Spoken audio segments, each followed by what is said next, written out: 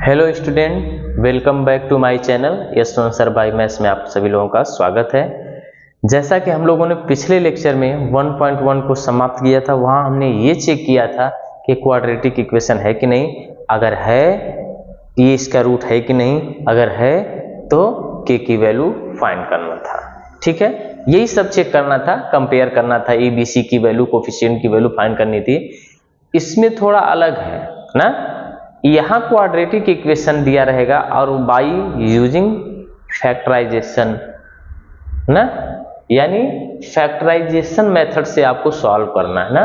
Solve the following quadratic equation by the factorisation method, यानी factor करके आपको x या m या y जो भी दिए रहेंगे वेरिएबल्स, उनकी वैल्यू हमें फाइंड करनी है।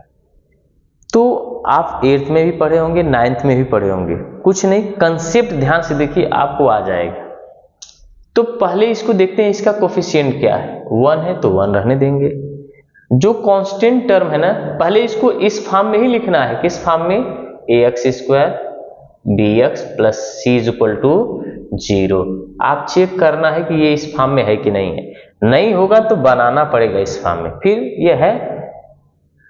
तो ये जो कांस्टेंट वेरिएबल है ना, हम एक्स स्क्वायर के कोफिशिएंट से मल्टीप्लाई कर देते हैं।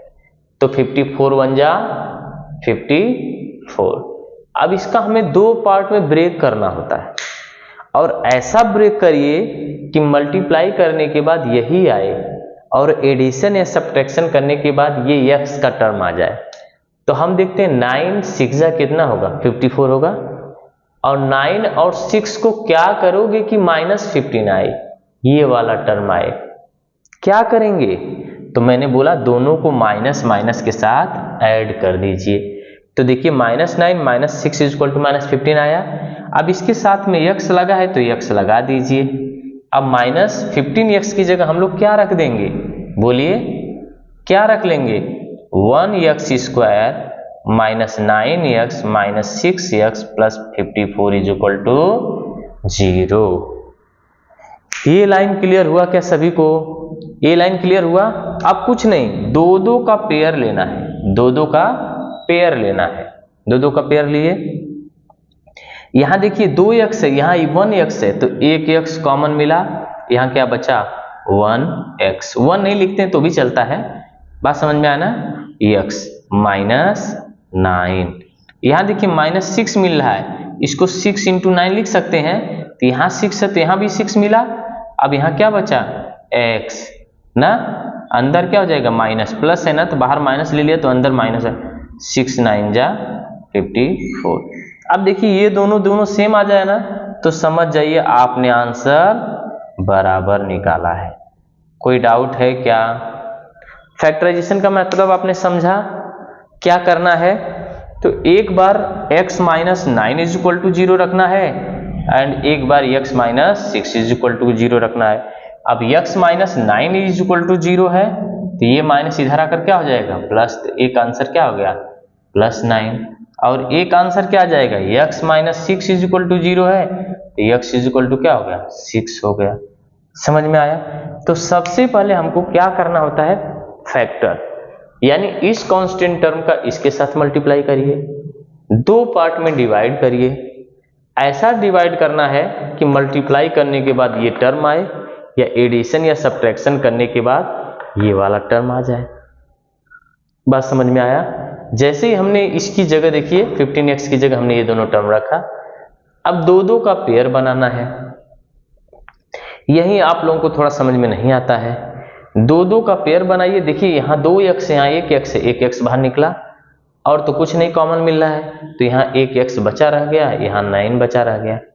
यहाँ से -6 कॉमन ले लीजिए तो यहाँ x है, और प्लस साइन माइनस बाहर ले लिया तो अंदर माइनस हो जाता है।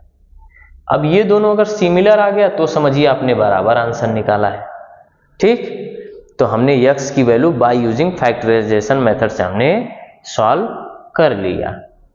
अब चलिए अगले क्वेश्चन। देखो दोस्त, हमने फोर्थ क्वेश्चन लिया है।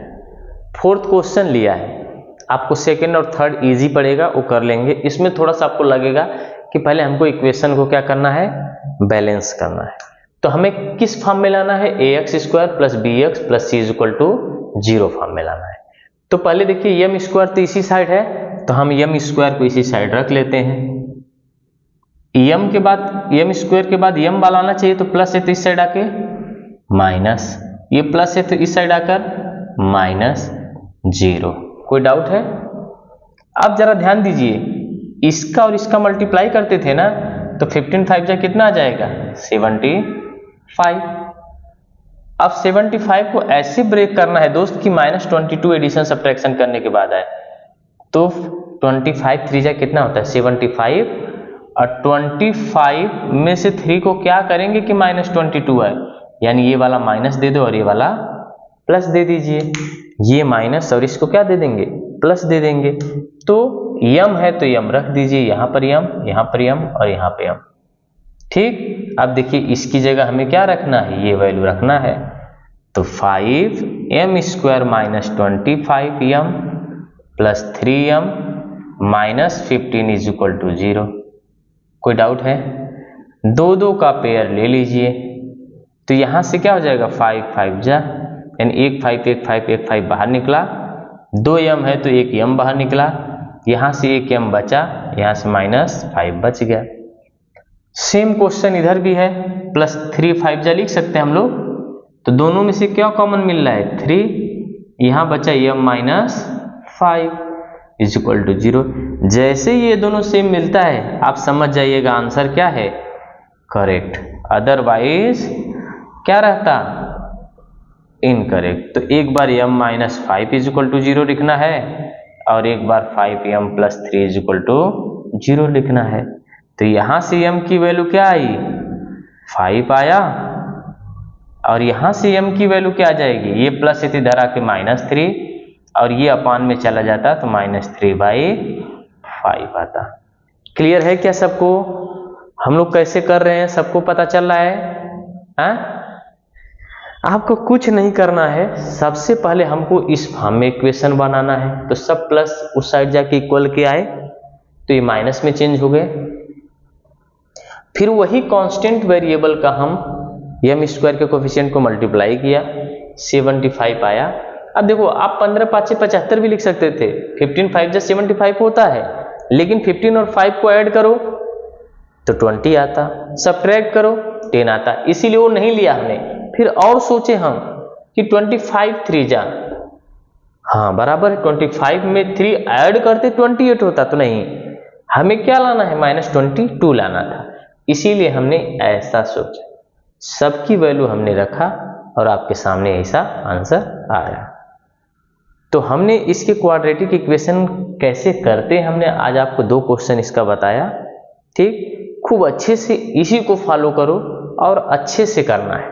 ठीक, अब अगले जो 2 4 क्वेश्चन हार्ड हैं उसको अगली वीडियो में बताएंगे। तब तक के लिए धन्यवाद।